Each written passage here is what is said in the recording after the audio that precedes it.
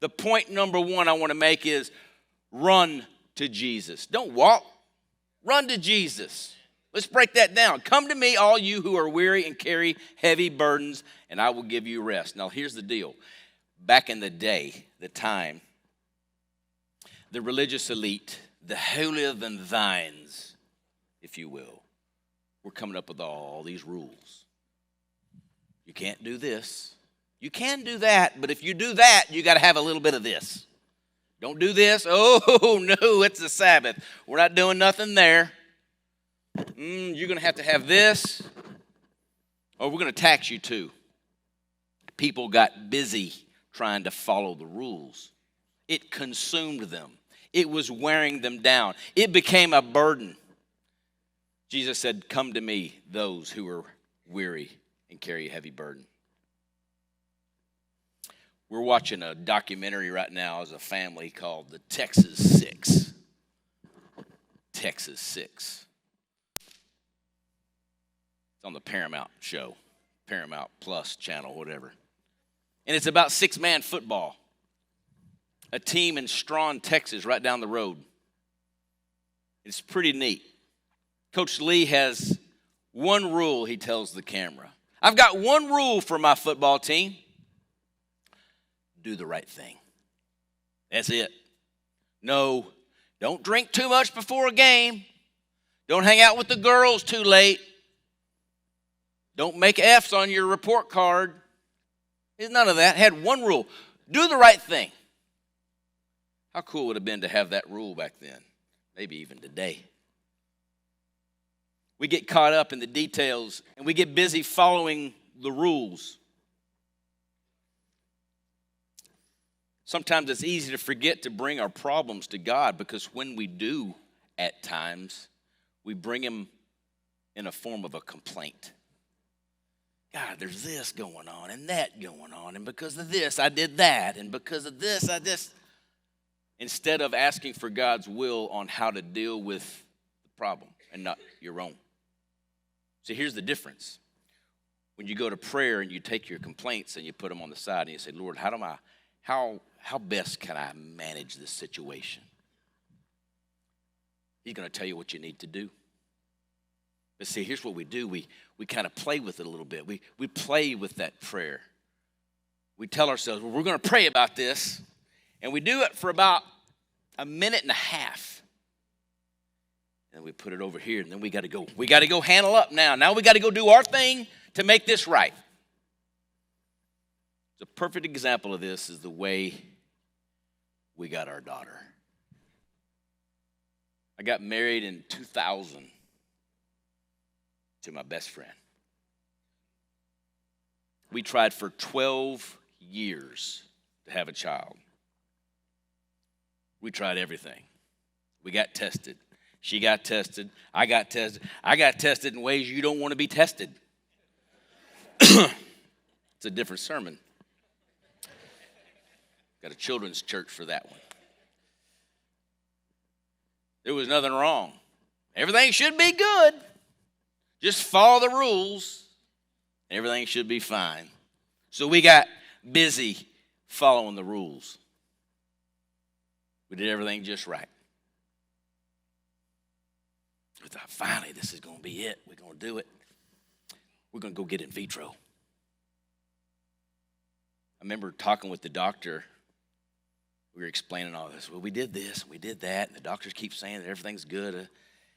What about this? Well, he stops talking. He says, do y'all want to have a baby? He was from Australia. I don't have that accent down yet. I said, yeah. Yeah, we do want to have a baby. So, we did the in vitro. And that was a very expensive situation. We came to the doctor's office. The doctor sent the nurse out to the waiting room where everybody sits. And she tells us, oh, it didn't take. Sorry. And she left.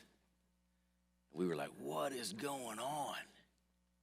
Had our hopes up. We prayed about this for at least a minute and a half. Then we kept researching. We're going to have a baby. What else can we do? Well, let's look at the surrogacy thing. Well, who's going to want to do that? We didn't know Bambi at the time.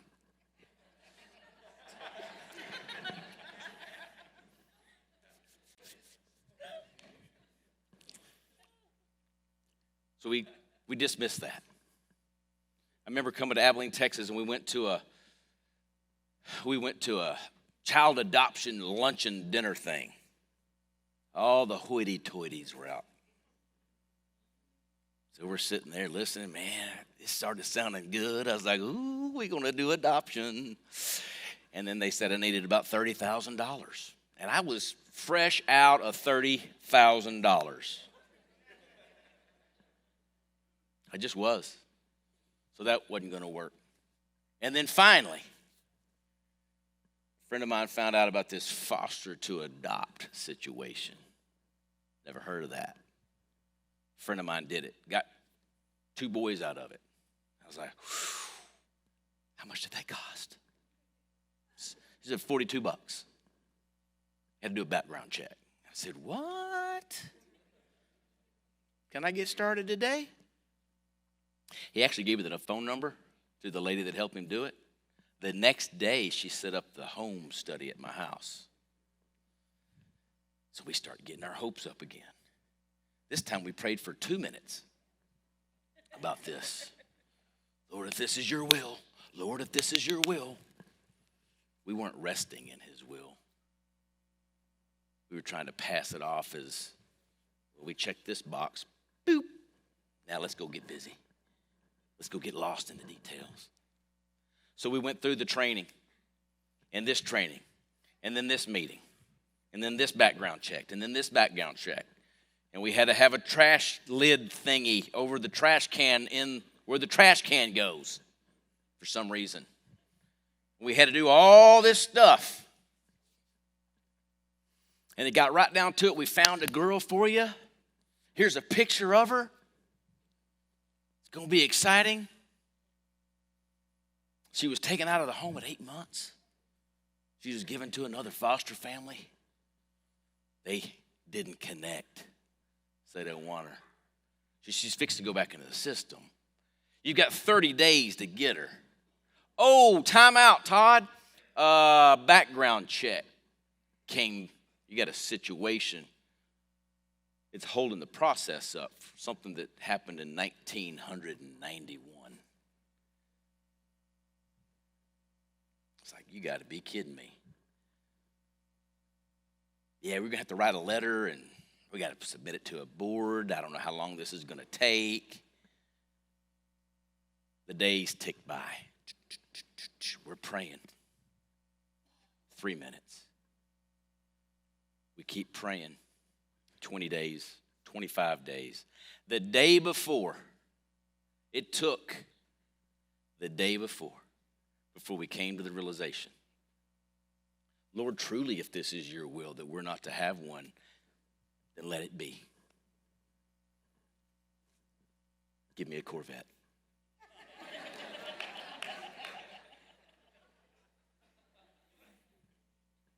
And he did.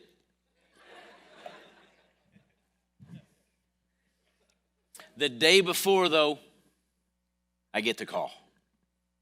Hey, Todd, the letter that you had to write, it passed through the board. It looks like you're going to get your license. And oh, by the way, tomorrow, we're bringing your daughter to your house. So I'm driving around just excited.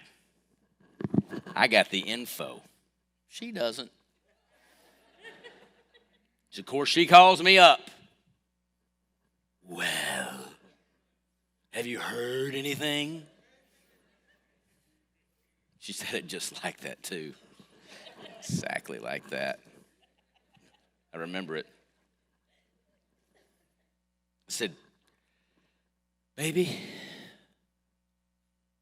we prayed about this. We're going to let this be God's will.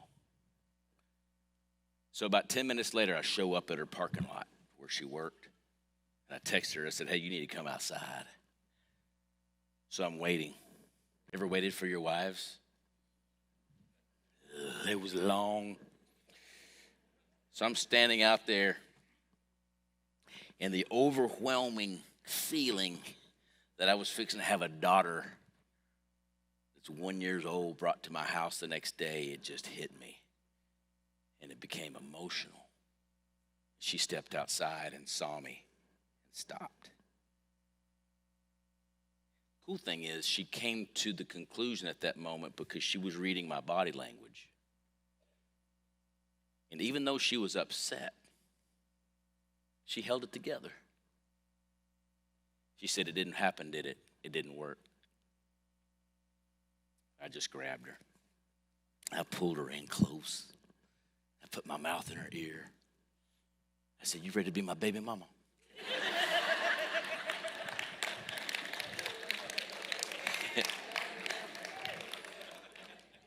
She pulled back, eyes got all big, scared me. I said, "What?" "Oh my gosh, we got to get a crib, we got to get diapers, the wipes. What are we going to do?"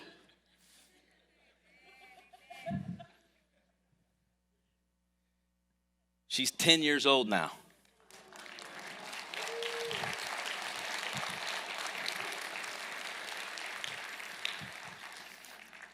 If you look at that picture on the left, that's the day we got her.